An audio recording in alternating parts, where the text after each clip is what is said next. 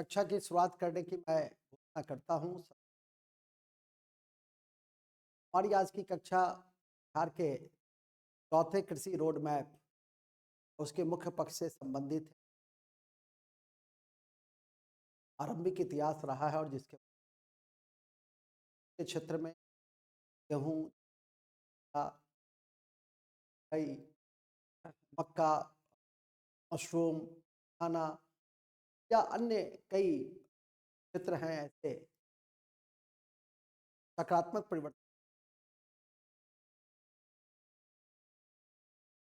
उसी परिप्रेक्ष्य में हम लोग आज की इस छोटे से कक्षा का आयोजन जो आपके के दृष्टिकोण हो सकते हैं। इसके इंट्रोडक्शन में आप इन बातों का जिक्र जरूर करना चाहेंगे कि अंत में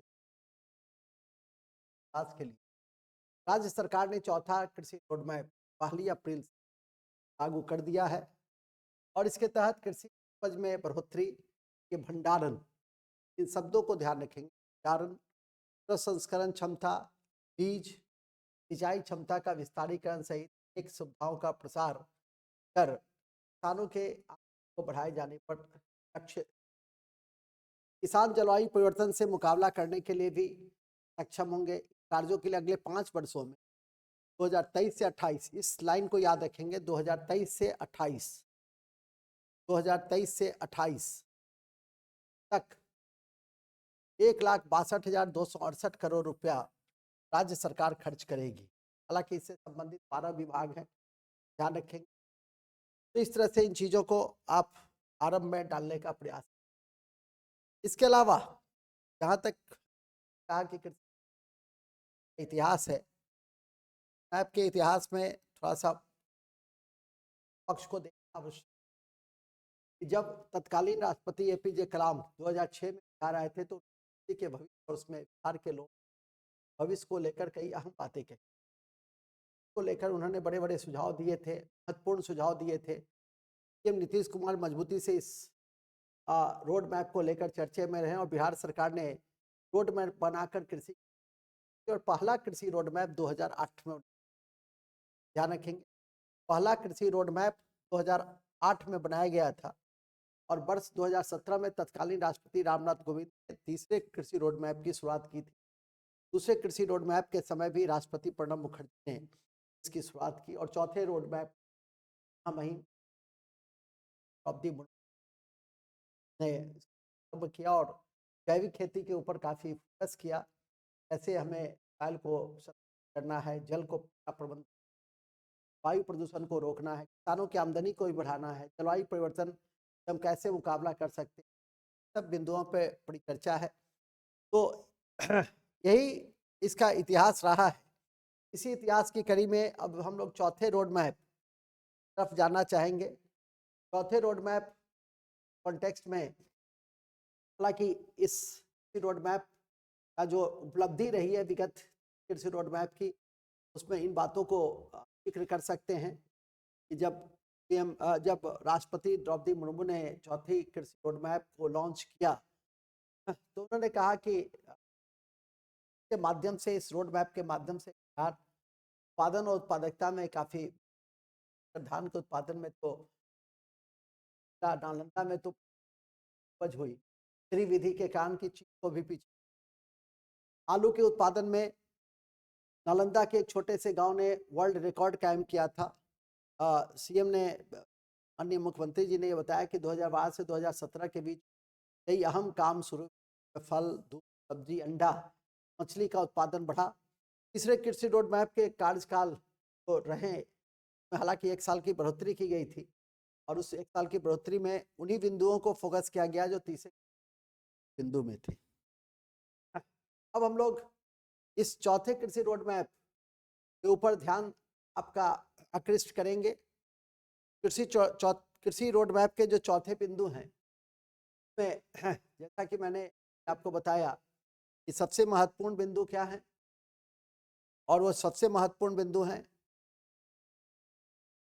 पहला पॉइंट से है कि दलहनी और तिलहनी फसल का उत्पादन बढ़ाया जाएगा, क्योंकि आप जानते हैं कि भारत और बिहार दोनों दलहन और तिलहन के क्षेत्र काफ़ी पीछे है और दलहन एक प्रोटीनस क्रॉप्स के रूप में स्वाभाविक है कि हम इसका आयात करते बढ़ाने की जरूरत है।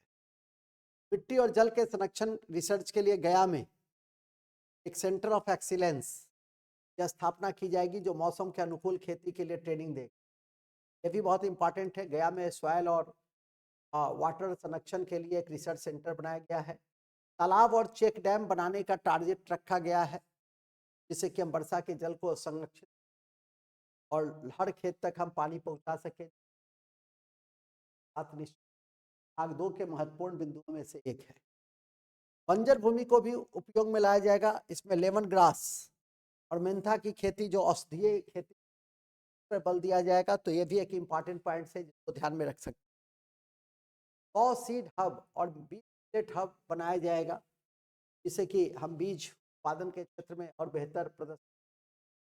मोटे अनाज का उत्पादन बढ़ाने के लिए मिशन बनाकर काम किया जाएगा और ऐसे भी 2023 को 2023 को यूनाइटेड नेशन ने मोटे अनाज वर्ष के रूप में ही घोषित किया है, जबकि 2024 को वर्ष के रूप में घोषित किया है। कैमेलिड्स इंटर ऑफ पुआल प्रबंधन पर भी बल रहेगा और कृषि उत्पाद को लाभकारी मूल्य दिलाने के लिए सेकेंडरी एग्रीकल्चर कॉलेज भी खुले।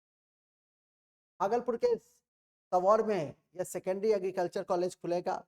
यहाँ से पीजी स्तर तक की पढ़ाई होगी और डिग्री एमटेक की दी जाएगी। ये भी एक महत्वपूर्ण होगा। पौधा संरक्षण केंद्रों का संचालन होगा जो पीपी मोड में होगा। इस क्षेत्र में युवाओं को रोजगार मिलेगा जिसकी शुरुआत हो गई है। जो 534 प्रखंड में कृषि क्लिनिक बनाने का सरकार ने फैसला किया है वो इसी के तहत किया है। 4.80 लाख पंप सेट कनेक्शन मिलेगा। इसके अलावा कृषि फीडर में 30,000 से अधिक ट्रांसफार्मर का वितरण किया जाएगा। राज्य के सभी बाजार समिति 54 बाजार समिति और ग्रामीण हाट को आधुनिक बनाए जाएंगे। ये एक महत्वपूर्ण बिंदु है जहाँ एमएसपी का लाभ उठा पाए। कृषि विपणन निदेशालय की स्थापना होगी। ये भी एक इम्पॉर्टेंट पॉइंट है। और 534 वाइल्ड पशु चिकित्सा यूनिट संचालित होगा। 101 पशु अस्पताल खोले जाएंगे और गोपालगंज में एक नया डेयरी जो सेंटर है उसको लॉन्च किया जाएगा। ये भी एक इम्पॉर्टेंट पॉइंट्स है, ध्यान में रख सकते हैं। तो यही है चौथे कृषि रोड मैप के विषय में मुख्य बातें। अभी आपको बताया कि इस चौथे कृषि रोड मैप यदि सफलतापूर्वक लागू हो गए, क्रियान्वित हो गए, सबसे बात होती है क्रियान्वयन में, और यदि क्रियान्वित हो जाते हैं तो प्रतीत होता है कि राज्य सरकार कृषि में न केवल आत्मनिर्भर रहेगा बल्कि किसानों की आय भी बढ़ेगी और आमदनी बढ़ेगी।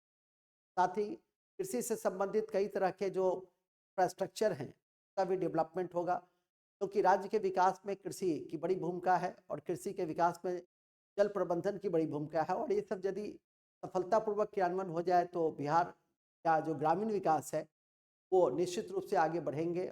ऐसा लगता है कृषि रोड मैप एक नए युग की शुरुआत करेगा। चौथे कृषि रोड मैप के संदर्भ में कि मैं देख रहा हूँ कि पहले दिन से ही इसके क्रियान्वयन पक्ष पे बल दिए जा रहे हैं और रेगुलर जा रही है। उम्मीद है आने वाले समय में और भी व्यापक। जय हिंद, जय Bharat. Thank you very much. बहुत बहुत धन्यवाद।